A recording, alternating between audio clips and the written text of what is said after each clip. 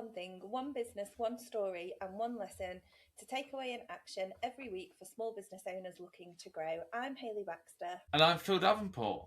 And today we're joined by Jo Simpson, who built multiple successful businesses before the 2008 crash exposed some big financial gaps she didn't even know were there. Jo talks honestly about losing almost everything, taking full responsibility for the mess, and rebuilding by getting crystal clear on her numbers and her relationships. If you've ever hit a moment where the wheels have come off and you have to decide whether to blame the world or take control, then this episode is going to resonate.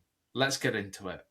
So welcome to the podcast. Thank you for joining us. Thank you so much for having me. So we're going to get straight into it. When you look back at your journey so far, what was happening in your business or your life that led to your one thing being your one thing? Quite a lot, actually. Probably it all started, I started my accountancy practice in 2002. I often joke that I was only one, but clearly I wasn't. And when I started my practice, because I was quite young, and in those days, you had a lot to prove, not so much now, but I had a lot to prove. So I kind of went all in with my business when I started, which is fine, but we grew far too quickly. Made lots of money. Those were in the days where accountants made lots of money, which was great fun. Could charge more than what we charge now, interestingly. So grew quite quickly, had a team, and I then went into retail as well. So I'd actually made quite a bit of money in my accountancy practice, and I always wanted to. The little girl in me always wanted my own clothes shops. So I bought a clothing business and then set up a clothing business, and it did really well. So that all was great. 2002 to 2008, I would say, was my high time. Now, bearing in mind, I'm an accountant. This is why this story is, it's very shameful for me. And I don't always talk about it until recently, because there is a lot of shame around it, in which I think people need to understand that just because we're accountants, we haven't got it all figured out, money-wise. So 2008 happened, and I don't know if any of you or any of your listeners were in business in 2008, but the recession happened. For me, it felt like it came out of the blue. I had 5 businesses at the time. And I'm going to say they were successful businesses. And the most important thing I'm going to mention that, which I only have recently started talking about, 2 of them were multi 7-figure businesses as well. So the revenues were there. I thought, let's not panic. Let's go and see what we can do. Now, just to put this in context, my main area at the time was construction. That was my main industry for accounting. That's what I'm trained in. I know I don't look like a construction accountant, but I am. So I was in construction, and then my retail were my target market for my clothing businesses was executives who worked for the bank in Edinburgh. So in case you didn't know this, in 2008, the Royal Bank pretty much collapsed, all banks collapsed, and construction just about went under. So my 2 main markets disappeared overnight. It felt like overnight to me. Didn't panic, went through it all, and then realised very, very quickly that actually, despite having really good revenues, my businesses were not in good financial shape. So that led to months of blaming everybody. I blamed the government. I blamed Fred the Shred, who ran the Royal Bank of Scotland. I even blamed my parents for making me like nice things. Everybody got blamed. Literally everybody got blamed. And then there was a bit of a moment for me, which I won't go into because it's very long and boring, but I got into law of attraction. And I also discovered that actually nobody was to blame for the state of my businesses. I took full responsibility for the businesses that had done well and got them to that point, but I didn't take any responsibility for the fact that they were financially in a mess. And yes, you could argue that because the construction market fell on its arse and everything else sort of fell apart, and bearing in mind, one of my clothing businesses, it was called Curvy Girl. It was a plus size clothing range, which there was no such thing in those days, which is hard to believe that it was only 25 years ago. But yeah, there was no such thing in those days. So it was doing really well. We were winning awards. We were out there, smashing it. And to then take a step back and go, actually, I've messed this up. Like I haven't taken responsibility for this. And to do that as an accountant is even worse because I hadn't managed my finances at all. So that was what led me to taking responsibility and in everything. And it is literally, and that's why I call it my one thing, because it is literally life-changing. When you accept responsibility, you don't just say, I'm taking responsibility. I'm an only child, so I didn't have brothers and sisters to blame for anything. So I always got the blame for everything. So I'm good at taking the blame. I'm not talking about that. I'm talking about actually taking responsibility and say, right, I can make a change with this. What my actions do will either be good or bad, but I'll take it for me. So yeah, long-winded way of saying that's how I got to taking responsibility. What a journey that you've had though, Jo. That's amazing, isn't it? Looking back. So when you got to that point, which it must have emotionally been quite horrible, what did you then actually do and how did you begin to make that change and what looked different for you? Okay, so the first thing we had to do, which is what I tell all my clients to do, is what I call stop it and tidy up, which is you literally stop everything, look at everything and see where you are. So I was in a very fortunate position that I'd managed to invest well. Talking about stocks and shares at a very young age, thankfully. And so I was able to cash in some shares, obviously didn't sell them for what I wanted. I luckily the only thing I hadn't really upgraded in my life was my house. I still do now, a lovely house, and I didn't go up to which is what happens when people get successful. They get the bigger car, the bigger house, all these bigger things. Luckily, I hadn't done that. I'd always had the bigger car, because cars are my thing. But I didn't do that with my house. So I was able to really look at our personal life and see what we could cut in that. The big thing that made the difference for me with that is that I have an accountant. He's still my accountant now, which people are always surprised that accountants have accountants, but it's true. And he sort of looked at everything and he said, right, I think you should liquidate your business, your accountancy firm. Not one of your clients will mind, and tomorrow you'll just set up again. So I didn't even consider it. And now I look back and I think I literally didn't even consider it. I was like, I'm not doing this. So I was lucky that I was able to cash in a lot of investments. I sold literally, I mean, this sounds very first world here, can I just say, but I sold all my Gucci shoes, handbags, you name it, I was selling everything. My son, who still gets told now, and he's 29, that I had to sell a pair of Gucci shoes to pay for his second-hand Wii for Christmas. Remember the Wii games, the Nintendo Wiis? But literally, I cashed everything in. I agreed a payment plan. I spoke to all of my suppliers for my clothing businesses, my property business and my JK, which is my main one. Spoke to suppliers. Interestingly, I was just telling somebody this the other day, some of the suppliers that supported me then are still my suppliers now because they supported me. So spoke to people, didn't bury my head in the sand, which is normally what most people do. Spoke to everyone. And people never believe me when I say this because HMRC do payment plans now. In those days, HMRC did not do payment plans. That is their money. They did then introduce them and they introduced time to pay, but I negotiated with them and I just cut my lifestyle. I cut my lifestyle pretty dramatically. And again, it sounds so, we weren't without food. We weren't without any of the basic things. I could have gone to my dad, which I didn't. I've always run my businesses on my own and supported myself on my own. So I wanted to get out of it. I think in hindsight, that's probably the one thing I really regret is that I didn't really I took the responsibility a bit too far. I didn't always ask for help. I just struggled by it. My husband and I remember things like he used to go to Tesco's every night at 8:00 when the things were on discount and get more of the food. Now, to go from living a 5-star life to that, was a bit of a change for us. But interestingly now, my husband still does that. He doesn't go to Tesco's 8:00 at night, but he still does his shopping every day because you waste so much food. We hardly go out for dinner anymore because I'm a really good cook and he's a really good cook. So we stopped takeaway. I mean, just silly little things like that. But in the business, it was really getting clear in the numbers. It was really understanding what is my return on investment on every single expense that I have in my business. So that was the way out of it. I didn't lose any clients. I also did one thing that telling you in this order sounds really ridiculously stupid, but I decided to support all my construction clients for free. So I wanted to support them. So I didn't charge them. I've always run what we call a monthly membership model for our accountancy. They pay us a monthly fee no matter what. So one of my biggest clients, who'd been my client from day one and is still a client now, I didn't charge them anything for 7 months altogether. They didn't charge anything because they needed me. And all of that support that I gave clients when things got better, because they did.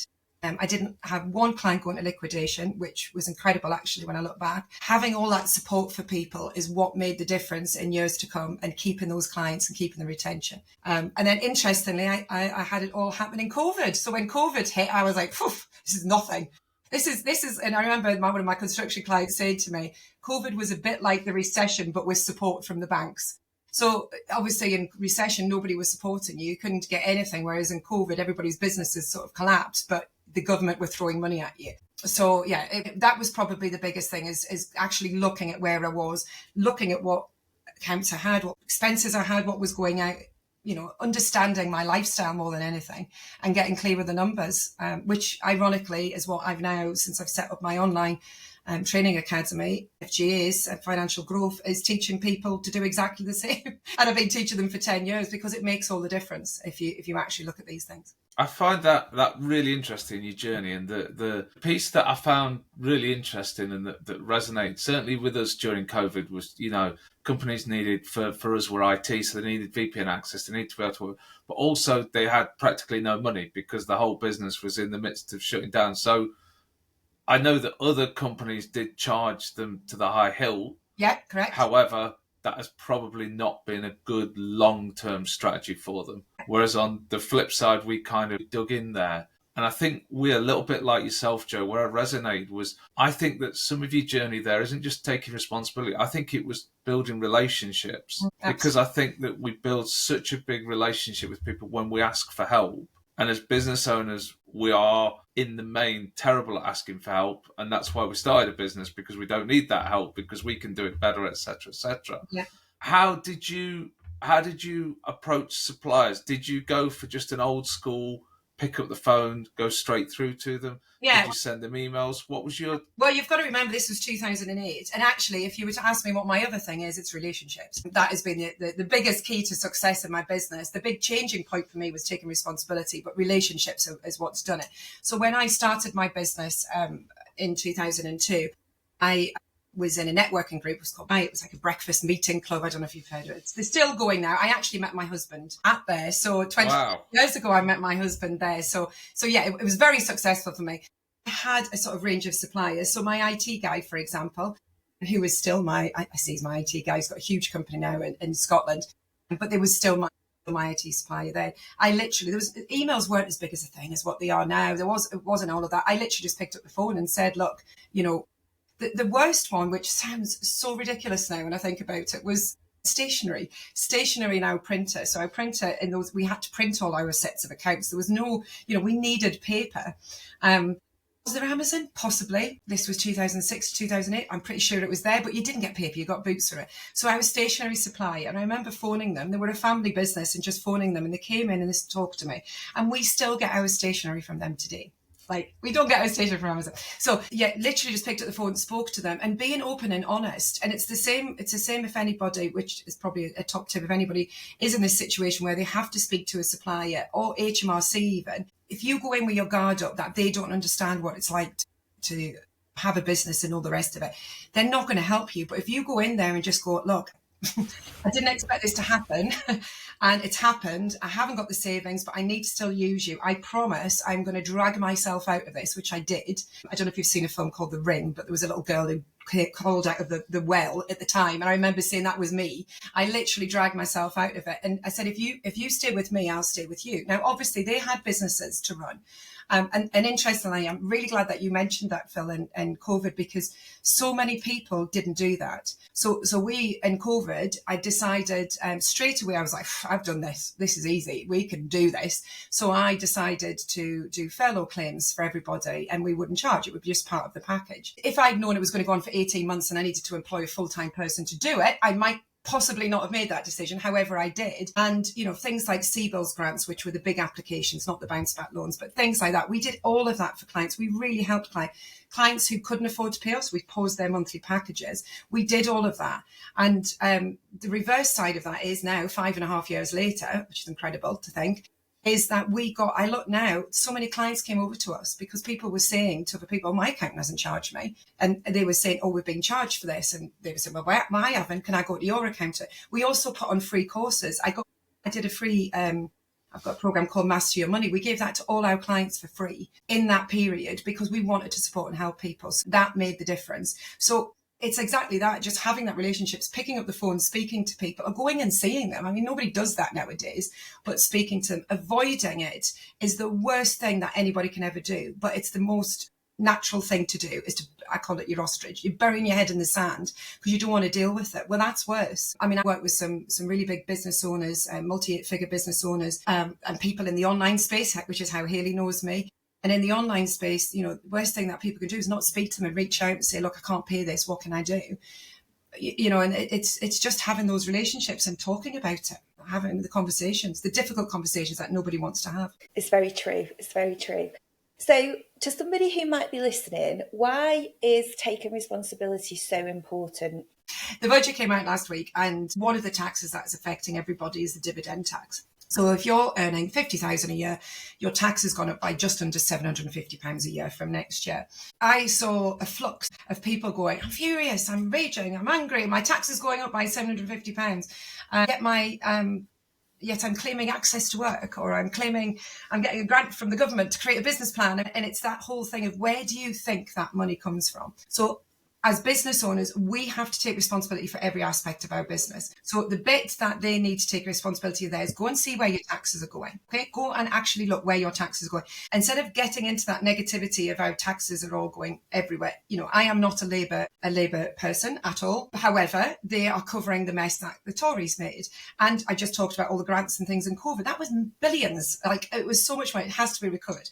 So taking responsibility for actually looking at it and go, right, well, what can I do to make an extra £2 a day to pay this tax that will go into the government and pay for things? So the way I look at it, I've spent a huge part of this year in hospital. My grandson, I went to see him at school in his school play recently, and he's got the best school. Like, that's paid for by my taxes. I've unfortunately had to have the police this year. That's paid for by my taxes, like all of these things. So taking responsibility and looking at things like, right, where are my taxes going? Taking responsibility for your business as well. So to summarize that, I can take responsibility for anything that goes right in my business. And I have pulled some genius moves over the years, but I also take responsibility if it's bad. I never blame a member of the team. I've got a big team. Nobody ever gets me. If they make a mistake, it's me. It's not them. It's my business. It's my name on the door. And they, in turn, therefore don't make as many mistakes because they're not frightened that they're going to get in trouble from me if they make a mistake. And they know it'll be me that will deal with it. So taking responsibility for all aspects of that. So if something goes wrong with a member of your staff, for example, if they leave or something like that, I can tie everything back to me, literally. Everything in my business, I can tie back to me, whether I've miscommunicated, whether I've not given good guidelines, whether I've taken somebody on that I knew wasn't probably right, which we've all done. All of these different things you can tie back. So taking responsibility for every aspect. So before you go into the negative Nelly mood of, God, we're going to have to pay all this more tax and look at what this is doing, think about it positively. And I haven't done anything, I haven't talked openly about this, but I have in my communities. And one thing somebody said to me on Monday, I do a power hour free for everybody every Monday morning at 10 o'clock. It's totally free for anybody to come along, and they get my sermons, as I call it. And I said to everyone, like, look, what do you think? And they said, but the government is wasting so much money. And I think it was about 40 people on the Zoom. And I asked everybody to put their hands up if they'd ever wasted any money in business, if they'd ever spent anything in their business where they've thought, that was a bit of a waste, or I didn't get much for that, or you've bought something personally, which is, mine was a treadmill that gathered dust and was actually a very expensive clothes hanger for a while. Can we all take responsibility for that actually we've wasted money in our business? So yes, the government are making a lot of mistakes. Sorry to get political here, but we've all made mistakes as well. So that taking that element of responsibility, you can literally tie it to everything, for your marketing, for your results, for your sales, for your finances, for who your clients are, for taking on wrong clients. If it goes wrong with a client, have you really thought that was going to work out? Have you laid down your expectations? And we have an expectation document for our clients, and it literally is like, you will do this, you will do that. And it's because we need them to understand that it's a two-way thing. I can give everybody so many information about the accounts, and I know, Hayley, you do the same.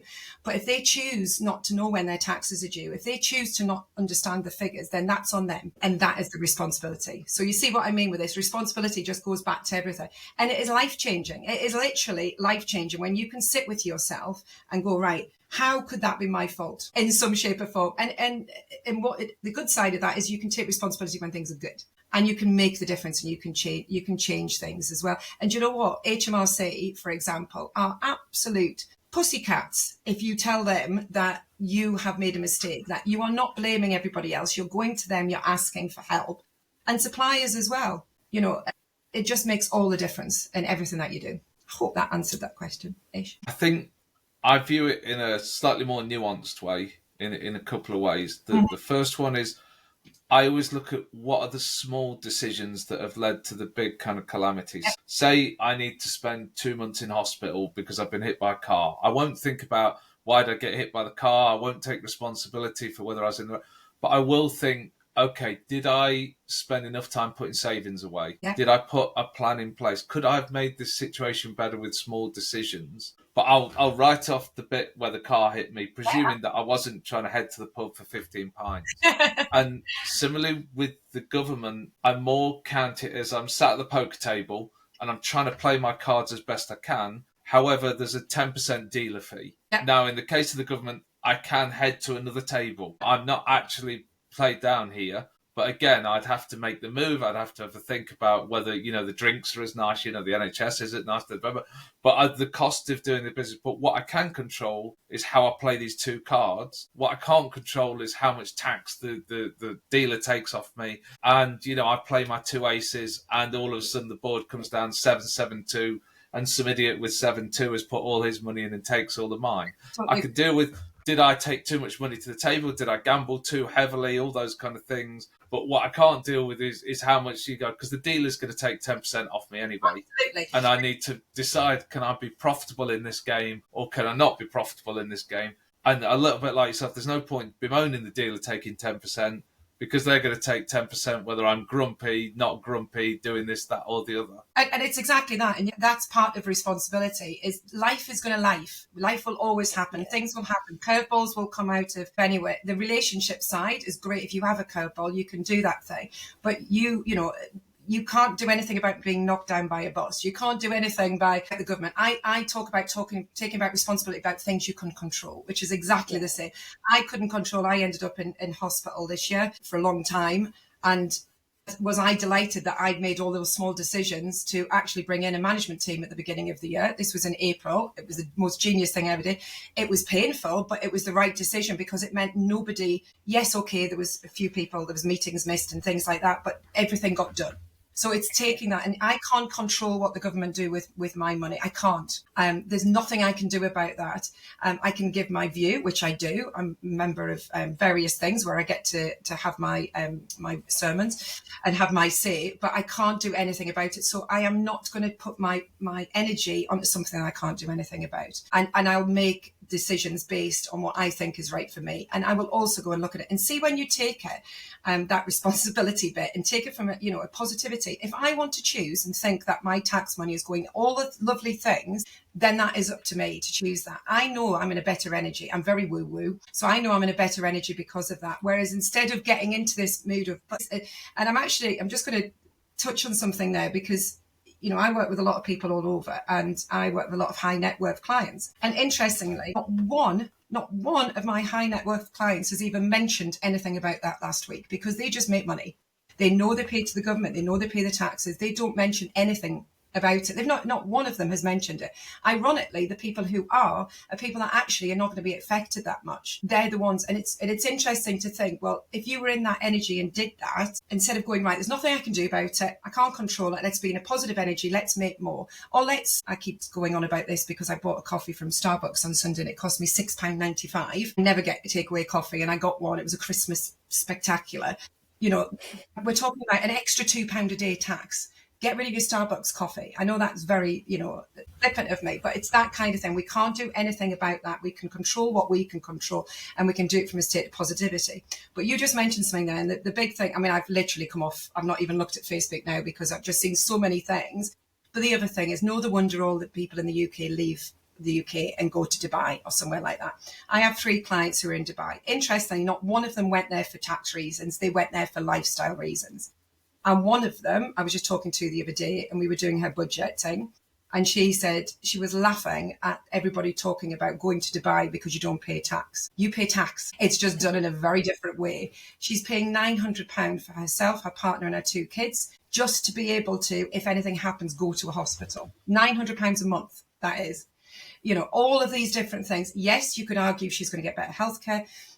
Yes, in the UK, there is problems with the healthcare. But again, very political here, definitely going to get cancelled. It comes back to people taking responsibility for their health as well. When I got ill this year, there was changes I had to make to my lifestyle. Massive changes that I had to make. And it wasn't up to the doctors to change that for me. It was up to me. It was a 2-way street. I could choose to go and live, and not look after myself and end up back in hospital every single week. But I chose to take responsibility for me as well. Do you see where I'm going? Yeah. So, Jo, for anyone who doesn't believe that you've been, because you should be cancelled, but actually would like to become a raving fan of yours, who would your ideal people that you'd love to reach out to you be, and how would they reach out to you, please? Okay, so I love working with all entrepreneurs, male, female, non-binary, neurodivergent. We work with such a wide range. My team are incredible. They're trained in all sorts of different modalities so that we can support a lot of business owners. The one thing that I ask for anybody that I work with, I don't mind what industry they're in. My main industries, just for full clarity, is construction, health and beauty, go figure, and online businesses. Those are the three that we are superstars in, but we look for anybody. It's people who are ready to take responsibility for their finances. They're not going to, and I get this, and Hayley will get this as well. I get somebody referred to me, my accountant's giving me my tax. He's calculated my tax at 9,000. He's got it wrong. Straight away, they're a red flag for me. It's just your tax. It's not your accountant's tax. It's yours. So somebody who is ready to take responsibility and wants to scale. I'm very good with scaling because I've scaled clients' business and I've scaled myself. So people who want to take it to the next level, those are my ideal clients. If somebody is wanting a lifestyle business, ironically, I just had Daniel Priest's lifestyle book beside me. A lifestyle business where they want to just, make a little bit of money, go and do the school and do all of these things and not really grow. Brilliant. I love you, but there is accountants who can help you better than I can, because I really want people who want to make money. That's who I want to help. I want people who want to make money and want to do good things with their money. They want to donate. They want to give back. So for me, it's not about the industry or the type of person. It's the values. It's the values that really matter. And I hang out on Instagram. I pride myself as being the only accountant in the whole of the world that's not on LinkedIn.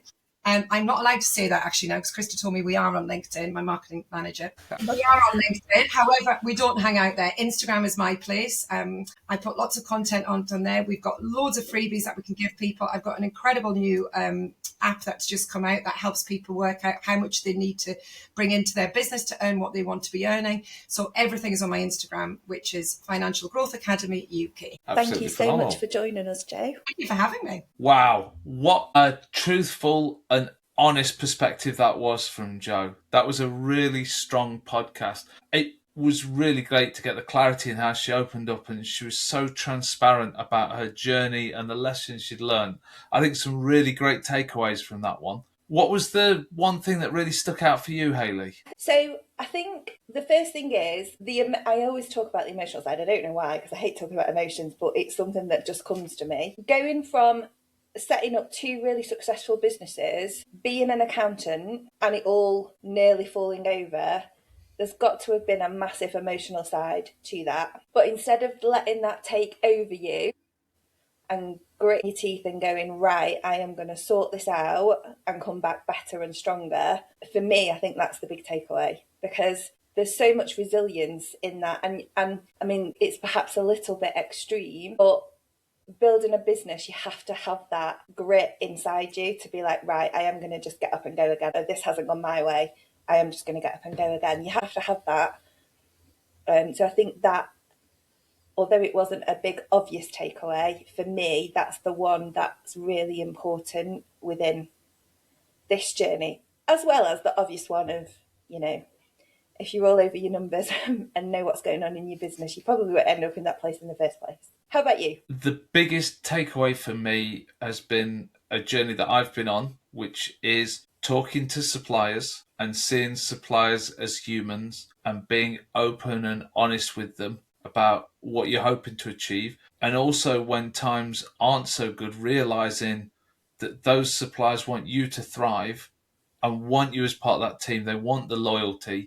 Although it will feel horrific to pick that phone up, 99% of phone calls to people to say, I'm really sorry, I'm in trouble, can you give me some extra terms, or can we work something through, are going to be really positive experiences and likely build huge relationships as you move forward. Yeah, that's a really good takeaway from this episode as well. And it's often overlooked because people think that suppliers are like these horrible beings and they're not human, but at the end of the day, we're all human, and most people are just trying to get through the day and make a living, aren't they? So yeah, and even in the Globocorp suppliers, quite often you'll find that your account manager really has your back and really wants to help you out and will go and fight your corner, but only if you give them the truth and Yeah. only if you tell them what's really going on. Yeah, that's a good. And in both sides of the journey, there's something about being honest, isn't it? Whether it's honest with yourself about what's really going on in your business and what you want, and also then the other side of it, and with your clients as well, you know. And Jo actually did allude to this in the episode, that there's been times throughout her journey that has been flipped the other way, where she's had to reduce the cost or not charge clients because of the financial situation that they're going through, or a situation that they're dealing with at that moment in time. So there's something there about honesty in all of your business relationships and dealing with them in that way as well, that I think is a great takeaway from that. Instead of, because it's quite egotistic, isn't it? You don't want to feel like you're doing badly. You're like admitting that and picking up the phone and saying that to somebody actually takes a lot of strength, really, in a way. And some people probably don't do that because, you know, they get too pig-headed or whatever. But I think that that's really important as well. I think that when we do battle with our ego to make those phone calls and to show that vulnerability, we are the kind of people who should be making them. We're not looking to blag. We're not looking to worm our way out or get discounts or do this or do that. We are honest, genuine people that are looking for a little bit of help so that we can then extend that support back later on down the journey. And so it's actually favourable for both parties if you can move that ego out of the way and pick that phone up and make the call. And I think it has to be a phone call or a video call. I don't think you can convey the situation in email because you take away that people aspect. Yeah, I totally agree with that. Thanks so much for joining us. We hope you found one thing to help move your business forward. And if you did, please do us a favour and share this episode with someone else who's on the same journey. And we'll see you all next time on What One Thing.